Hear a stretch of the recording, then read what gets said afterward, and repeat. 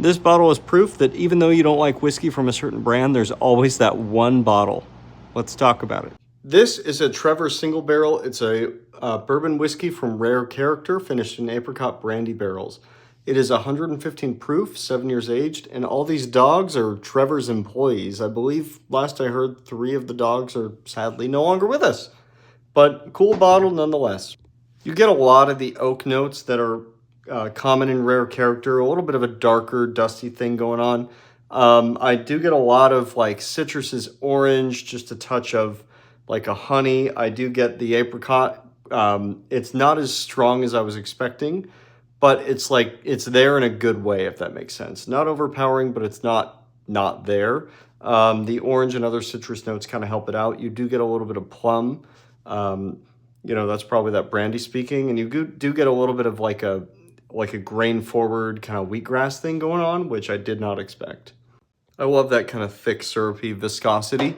It really coats the mouth well and leaves you with some great flavors. Overall, I'm not a huge fan of Rare Character's base juice. It's basically just a little bit of oak, not much vanilla. There's not a whole lot there, unlike some brands like Dark Arts where they have a lot of wood sugars and it complements well. But I get a lot of the finish, and I really like the finish.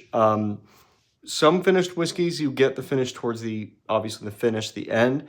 This whiskey, you just kind of get it all the way through. You get that sticky, caramelized apricot thing going. I'd say caramel and apricots hand in hand, which I like. It's not too much one or the other.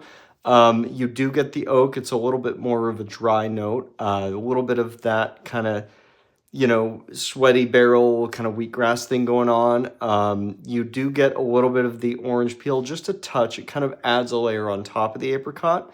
And then there's just a touch of plum on the finish, so it kind of sweetens it out. But overall, I think it's really nice. It's got a really kind of salty, savory finish versus some of the sweeter finishes, if that makes any sense. It's definitely a dessert whiskey, but it leaves you with just enough. It doesn't overpower. It doesn't make you think, man, that's sweet, I need to counteract it. Overall, though, I'm not a Rare Character fan. I think it's overpriced. I think the base juice is kind of weak, and the finishes are usually overdone. But overall, this was a great one, and I was looking for something apricot brandy finished. This was one of the few barrel picks that had it. And it was a couple bucks more than the barrel seagrass. So, overall, well worth it. And I'd say out of the barrel picks last year, this is one of my top 5, even though I'm just not a Rare Character guy. So you never know. If you see a brand you don't like, but you find a new bottle, you could like it. You never know. They always have that one. So keep an eye out.